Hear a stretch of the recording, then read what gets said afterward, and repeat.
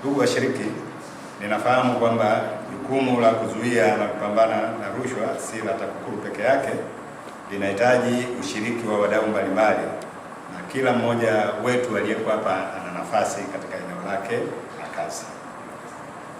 Kama mnavyofahamu wote, serikali ya awamu ya 6 chini ya uongozi wa Mheshimiwa Rais Dr. Samia Suluhu Hassan imeendelea kusisitiza uwajibikaji, ushirikiano na utoaji wa haki na huduma bora kwa wananchi kama msingi wa maendeleo ya taifa letu la Tanzania.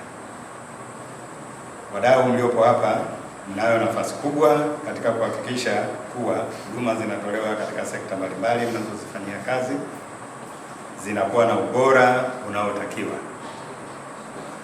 Pia ushirikiano kati ya serikali, sekta binafsi, mashirika mbalimbali na jamii ndio nguzo muhimu ya mafanikio yetu sisi sote, hususan katika wilaya hii hapa. Hakuna taasisi inayoweza kufanya kazi kwa ufanisi ikiwa peke yake. Sote tunategemeana. Programu hii inayoendeshwa na taasisi ya TAKUKURU ambayo inaitwa TAKUKURU Rafiki imebeba dhana pana, dhana shirikishi ambayo inaonyesha udhati na madhumuni wa kufahamu na kutatua kero ambazo ni za msingi katika kukuza ustawi na utawala bora, ambapo inatarajiwa kuzuia vitendo vya namna yoyote vinavyohusiana na rushwa ili visitokee. Na hiyo ndio jambo la msingi, tuzuie visitokee.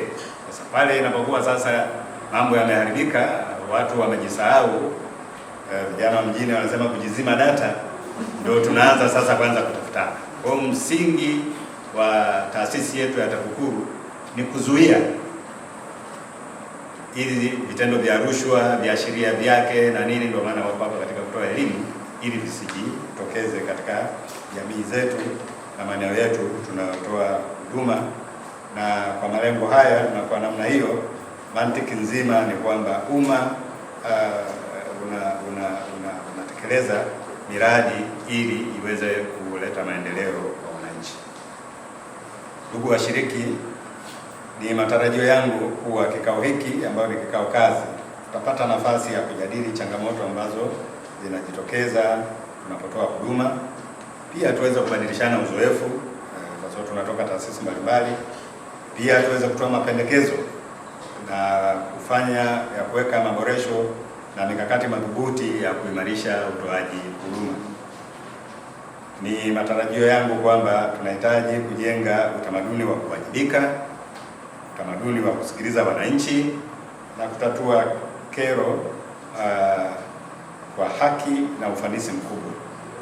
Hivyo kushiriki kwa uwazi na kutoa mawazo yenye kujenga, tutaweza kwa pamoja kufikia malengo ya kikao.